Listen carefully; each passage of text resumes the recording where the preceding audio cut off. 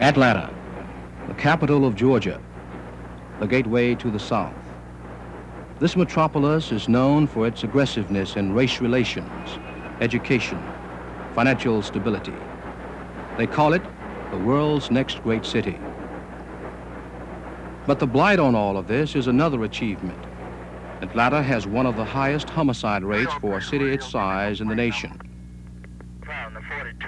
There is a war going on here, but not much has been done to stop it, and only a few are involved in the massacre, but even they are too many. 303 patrolling. 3210, there'll be one black male in the early 20s, have a blue jean jacket, he's short. Edgewood and Butler, signal 67 in the street. Advise me on it. You ready? Yeah. What you driving? 34. Okay.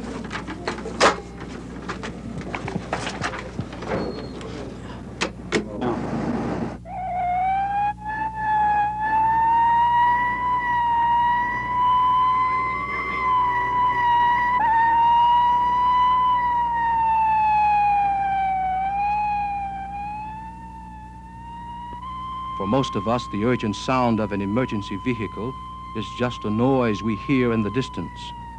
And the only acknowledgement we give to that screaming sound is a sometime comment, "I wonder what's happening over there now." But for too many of us, that heart-pumping sound is all too familiar.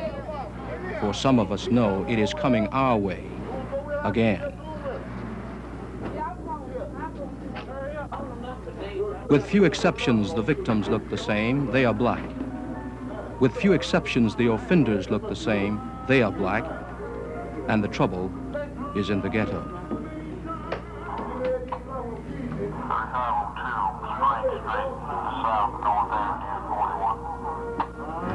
By no means will we attempt in this presentation to discredit any one group for the soaring crime rate in this country, for the problem is with all of us. But the hard facts speak for themselves. If you check the police reports in most major cities, you will find that a higher percentage of physical violent offenses are committed by blacks against blacks. This program is about black-on-black killings.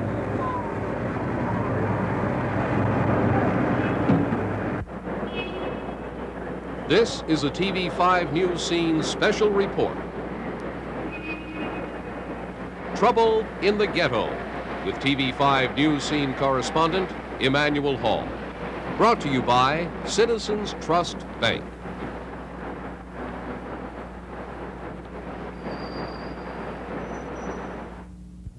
Good evening. I'm Charles Reynolds, President of Citizens Trust Bank. It is our very great privilege tonight to bring you this study of black-on-black homicide in Atlanta. We do so not to bring any of us either fear or shame, but because we feel it is our duty as an institution that has both a personal and a professional stake in Atlanta. Since our founding in 1921, CTB has been intimately involved in the problems of Black Atlanta. Though founded by blacks for blacks, we at CTB, like all people of goodwill, have worked toward the day when Atlanta became a total community. Today, Citizens Trust Bank serves that total community. It is in this light that we present a problem that is basically black, yet a problem that cannot help but affect the reputation and progress of all Atlanta. For this reason, we urge your careful attention. This scene is in southeast Atlanta, a so-called low-income community with all the social economic problems typical of such an area. But it could just as well be Detroit, Chicago, New York, Baltimore, or any city with a large black population. As of December 31st, Atlanta recorded 271 homicides. And if the homicide rate for this year continues as it has so far, last year's figure will be passed. Now, we are not talking about stranger-to-stranger acts of violence. That rarely happens. We're talking about people who, for the most part, knew or lived with or even love their victims. The question be raised is, why does it happen? Okay, just hold tight, my man.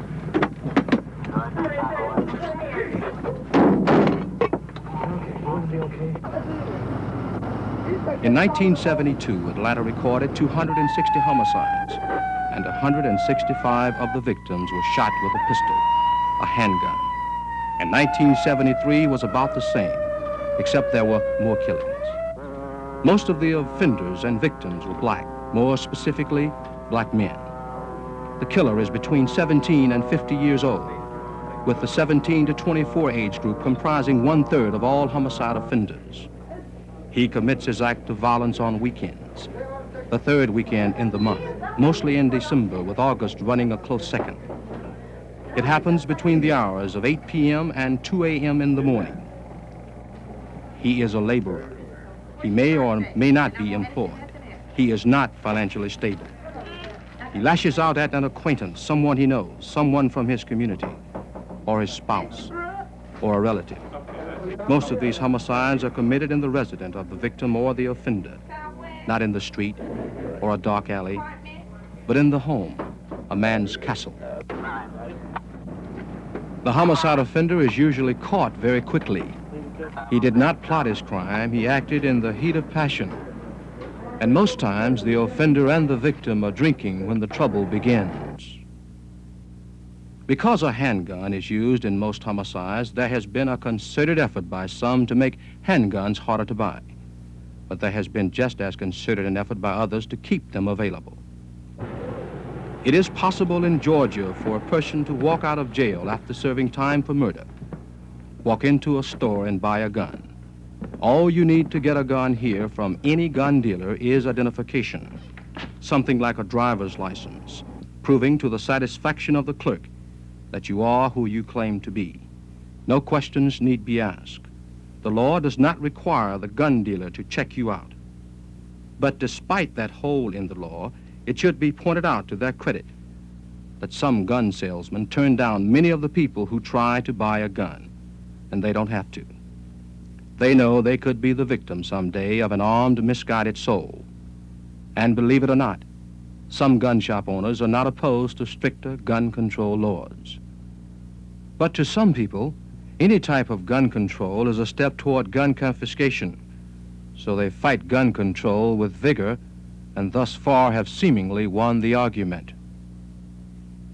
Some politicians and others claim all they want is an end to the sale of cheap handguns, the so-called Saturday night specials, the $12 to $20 weapons most anyone can buy.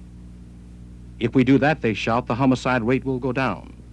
But politicians must think of things like their public image, votes, public interest, their future. To believe that the elimination of cheap guns is a cure-all for the soaring homicide rate among blacks is to misunderstand the problem. Clearly, the kind of killings we are talking about are domestic, happening behind closed doors, during a heated argument. A knife would do just as well, or a brick.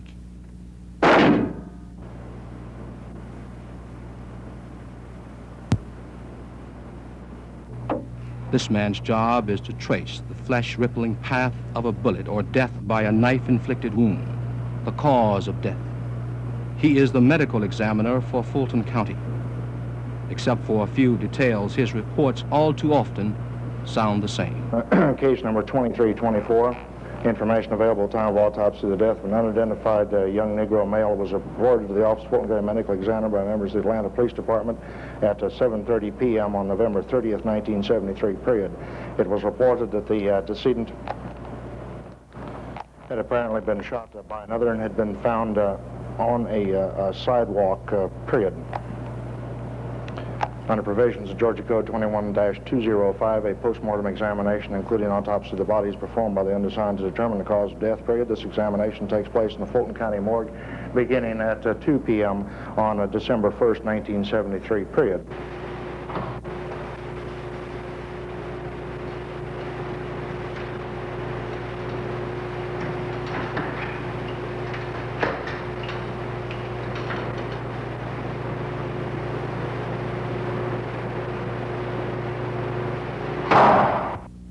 If gun control is not the answer to the problem of black-on-black killings in this country, then what is? Why is it that when we hear the wailing sound of an ambulance or see the flashing light of a police car, they are almost always heading toward the same neighborhoods? And except for the names to pick up the same black bodies, arrest the same black faces, could it be that there is something more violent, more aggressive about some of us? That's absurd. Now, it is a fact that the American society itself teaches all people to be aggressive. And it fails, society fails, to give black people a mechanism, a way to carry out their aggressions in sanctioned or acceptable ways by the American system. So the ways that we have to carry out our aggression is not acceptable to many parts of the American system, but it's not anything which is biological. It is not something which is inherited. It's simple a choice of alternatives. The alternatives for blacks are less, and they are very definitely limited in terms of the ways they can go about doing the thing in an acceptable manner as far as prosperity is concerned. Let's examine that maybe.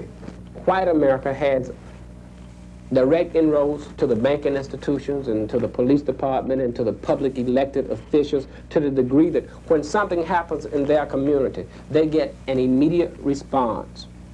That situation is corrected. Therefore, they don't have to take the law into their own hands, kind of like white people that were vigilantes used to do. If a person is allowed to become a part of the American economic structure at the serious input level, similar to what the Jews did when they went to Miami and they were denied admittance to hotels. Because they were allowed to be a part of the broader economy, they went down and vented their frustrations by purchasing the hotels and the resorts.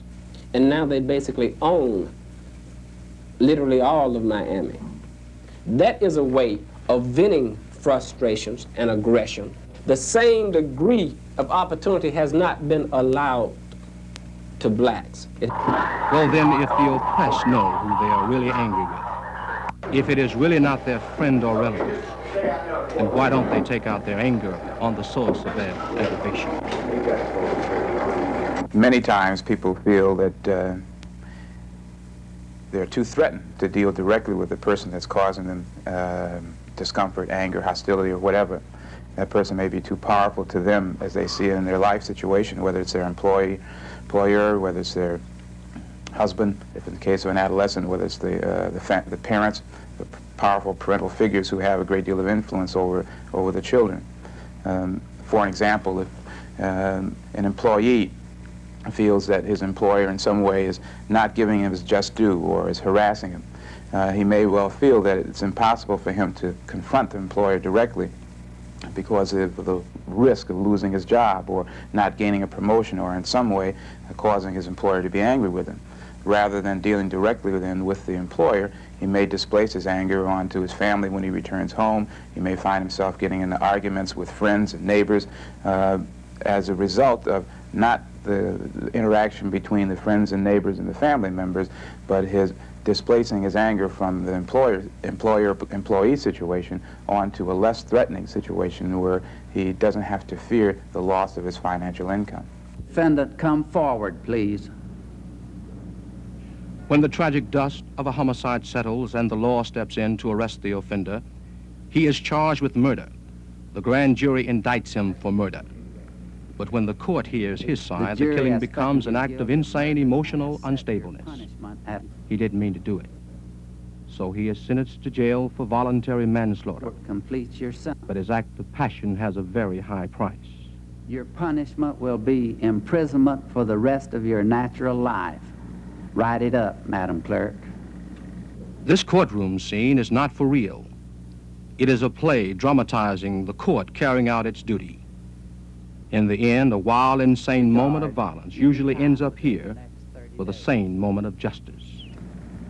Also, I would like to inform you that you will be eligible for parole after you have completed 7 years of your sentence. Now, this does not mean that you will necessarily get parole, and the court has nothing to do with this matter. I do want you to know, however, that you might be able to earn parole if you want to try to do so. My best advice to you would be the best person you can while you are serving your punishment, and hope thereby to earn parole somewhere along the way. All right, Mr. Sheriff.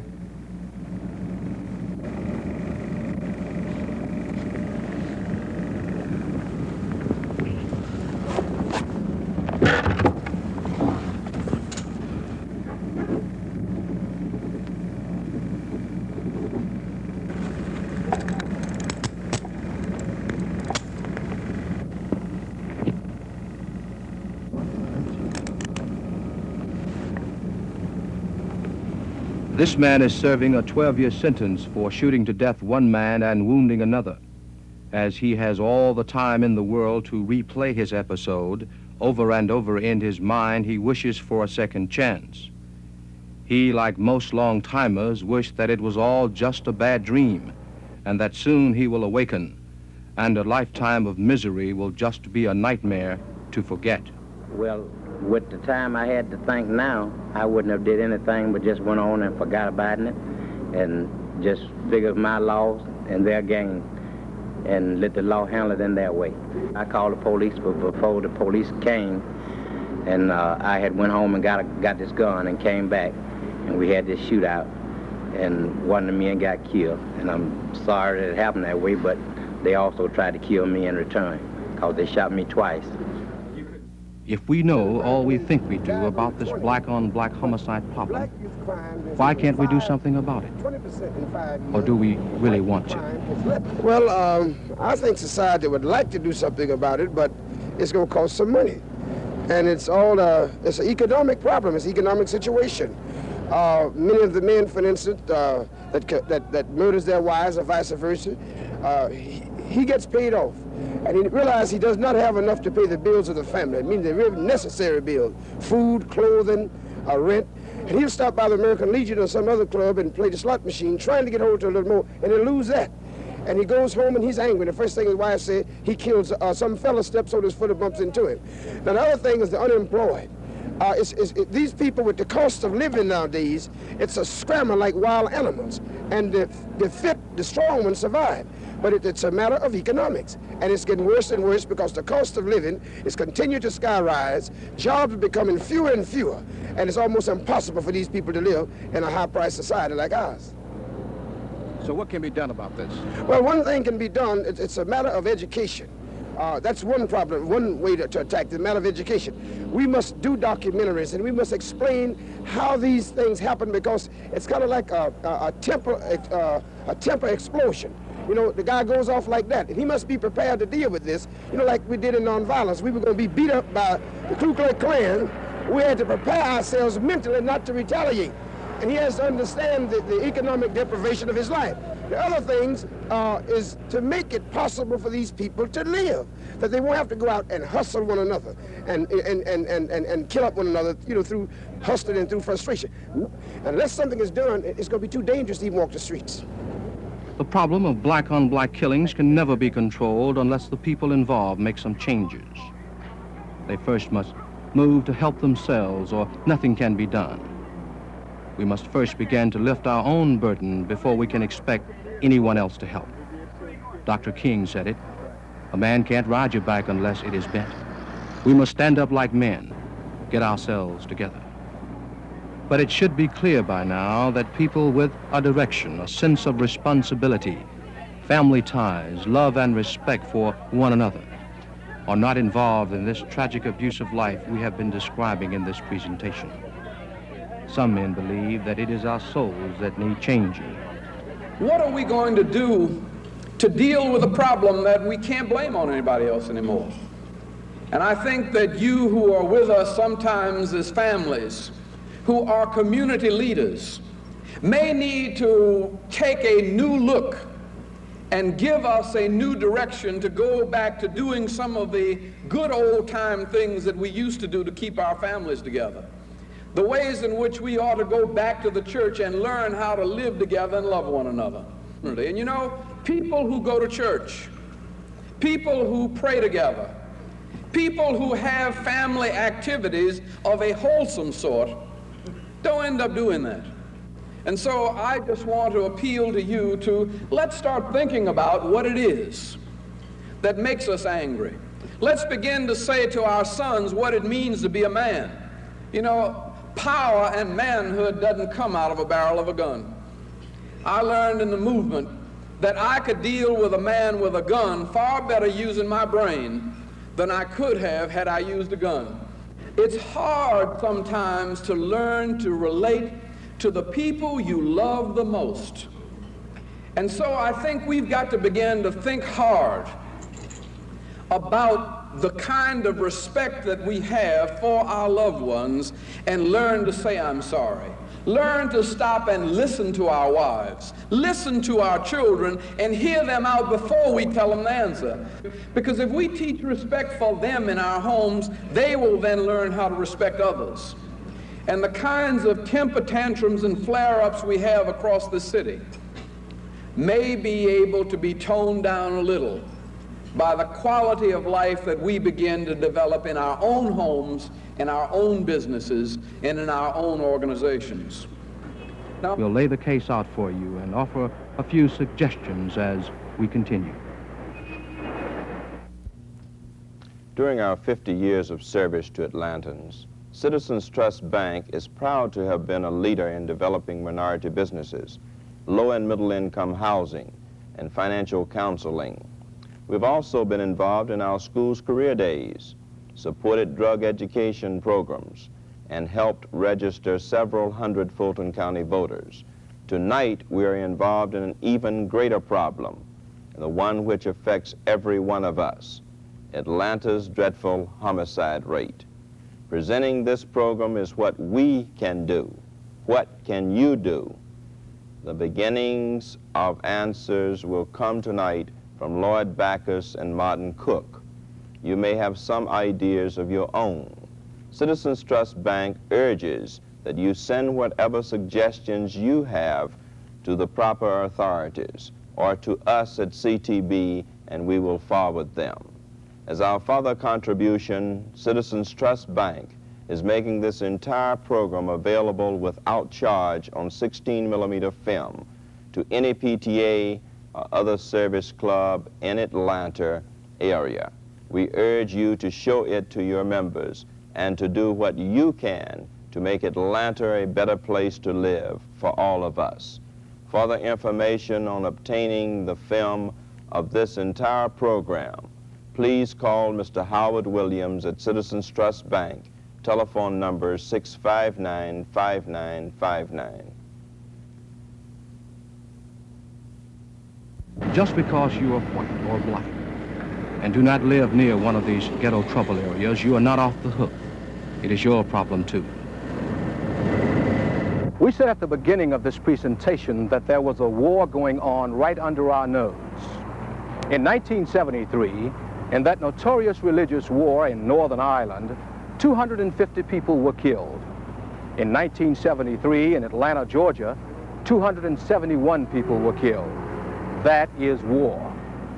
Since we ordained ourselves as the world's policeman and peacemaker, we have spent billions, perhaps even trillions of dollars to keep and make peace in distant lands, where in many instances the people we helped didn't thank us and today don't like us. But in this domestic war over here, we have spent as little as possible and complained at times about that. We're talking about people who suffer from a dread social disease called hopelessness. Hopelessness is the direct result of rat-infected slum housing, unemployment, equal opportunity, that is just words on paper, poor health care, and substandard education. This may sound like a build-up for a new and more expensive welfare program to some people. The word welfare seems to upset some of us. Well, we could, as Dick Gregory has suggested, change the name of welfare to foreign aid. After all, we are at war. What some of us don't realize is that war seems to spread. One day, that man who takes out his frustrations on a neighbor or a relative is going to realize that he has been angry at the wrong people, and it is not them but us who has a foot on his neck and have refused to give him the antidote for his illness. If we can convince ourselves and our leaders to recognize and understand the problem, maybe we can realize that what we have been doing to resolve the problem so far has been like feeding a hungry elephant a peanut, and our efforts in the battle zones may be escalated. Money is needed in our ghettos to rebuild like it was in bombed-out Germany after World War II. Very special uplift programs are needed in our ghettos like they were in Korea after that so-called police action. High-ranking ambassadors are needed in our ghettos as they are now in trouble spots throughout the world. They are to come with a peace plan backed up with all the funds, manpower, and will to carry it out. Unless we accept the fact that there are people in our society who live in substandard housing, who for whatever reason are left out of our plans for a better tomorrow, are blocking our future. And unless they are picked up at all cost, none of us are going anywhere. If we just take up all the guns, we may stop some killings, but we will not stop violence. We will just put a temporary Band-Aid on a growing cancer. And still, on Friday and Saturday nights, we will continue to hear the haunting sound of that emergency vehicle in the distance. But someday, it may get louder and louder, for it will be coming our way.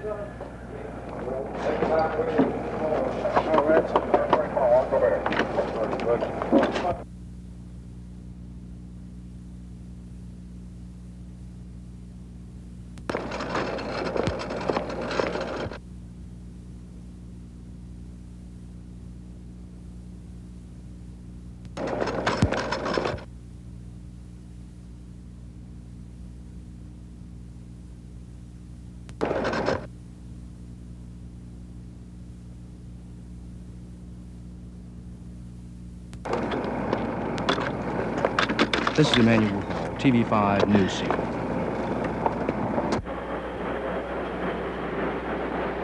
TV5 News Scene gives special thanks and appreciation to the Criminal Justice Division of the Atlanta Regional Commission for their help in the production of this report. Trouble in the Ghetto with News Scene correspondent Emmanuel Hall has been brought to you by Citizens Trust Bank.